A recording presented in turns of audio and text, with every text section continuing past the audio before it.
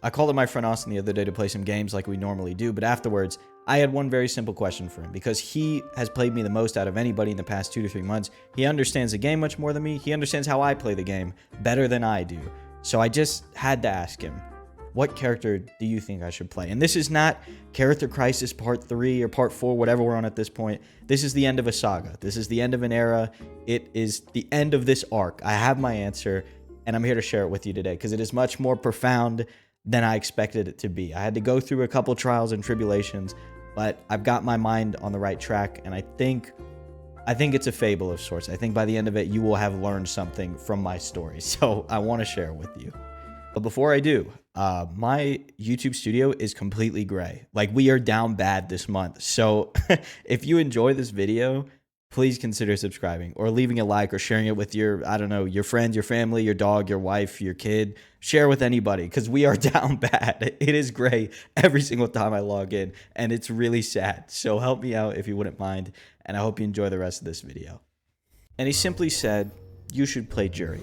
And not to be rude, but her V-trigger can carry a little bit more than most things on other characters that you play, which is fair enough. But Juri isn't the character you're seeing on the screen right now, is it? I gave her a fair shot. I made those videos. I learned all that stuff. I went into ranked. I went up 1,000 points, 1,500 LP. It's the highest I've ever been, right? I was at like 16,000 something LP. And by all means, I normally would have been really excited about that, which is kind of counterintuitive because I always say don't care about your rank and stuff, but winning feels good, you know? At least that's what I thought until after I played that night and I got off the game and I didn't feel anything. I didn't feel angry. I didn't feel sad. I didn't feel happy. I didn't feel anything. It was very much akin to the feeling that you get after you take an exam. You know, you study for the exam, you go in, you get a good grade or a decent grade, and you come out and you don't care, right? Or maybe that's just me, but I just don't find pride in that. I was expected to do something, or I expected myself to do something. I went in, I did it, I came out, and that was it. I didn't have to work for it. I just figured it out. That was the feeling that I got from playing Juri, right? I picked an easier character for myself in order to win. I got the wins, so what is there to be happy about?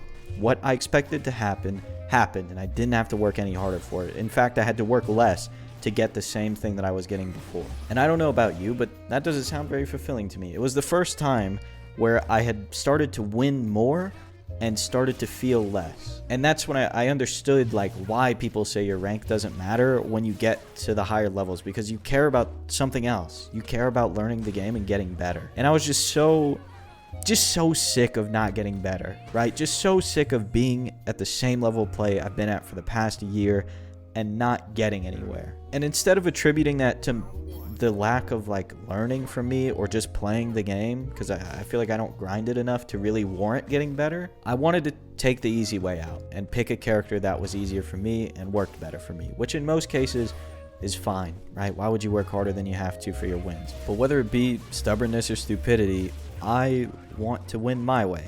That's what makes me feel fulfilled, is I want to do things my way and I want it to work out my way. And only then can I feel any semblance of pride in what I'm doing. And so I called up Austin again the next day, and I had this idea. I said to him, sure, I'm winning more on this other character, and that would be enough for most people. That would be enough for me normally, but I don't feel fulfilled from it. I don't like the way that I play when I play this other character. Even though it's effective, it's not how I want to play, and it's not how I want to win. And I think most people that aren't Austin would have said, you're a fucking idiot, right? Like, they would have just dismissed me, said you're thinking about it too much, play what works. But Austin is unique in the fact that he plays a very wide spectrum of characters. And so he said to me, I feel that way when I get a win on Ryu or Rose or Sagat. And there's only so much satisfaction he can draw out of mixing me up with Seth's V-Trigger 2 for the 15th time. What I took away from that is where do my priorities lie? Do they lie in winning, you know, getting V-Trigger on my character, running it back, giving myself that second chance to try and squeak out a win? Or is it in becoming like a fundamentally strong player like I've always wanted to be this whole time? There's only so much fulfillment you can draw out of getting V-Trigger for the 15th time and then trying to rob somebody with it.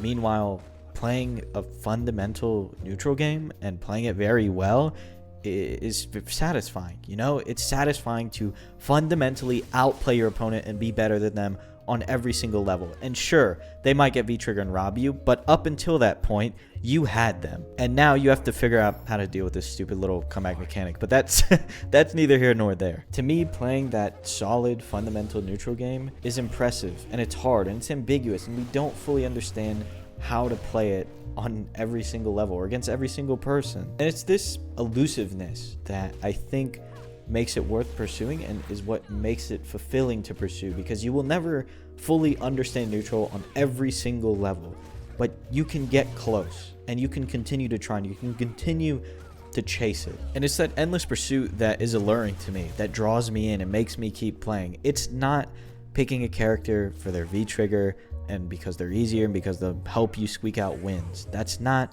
what I'm looking for. If I wanted that, I would pick Balrog, or I would pick Laura, or I'd pick G, or I'd pick Abigail, and I'd just rob people for wins. It would be so much easier. But ease is anything but the name of the game when it comes to this genre, and I definitely learned that the hard way. You can try and find loopholes where you feel like they are. You can pick top tier characters, and it'll work out for a while until you run into somebody who is just fundamentally better than you. If you don't believe me, go into NuckleDu's chat sometimes. Just open his stream when he's live and watch him play like Cammy or G or characters that have not been touched in years or since he stopped playing the game, and watch him beat Luke players who are winning tournaments, online tournaments, right?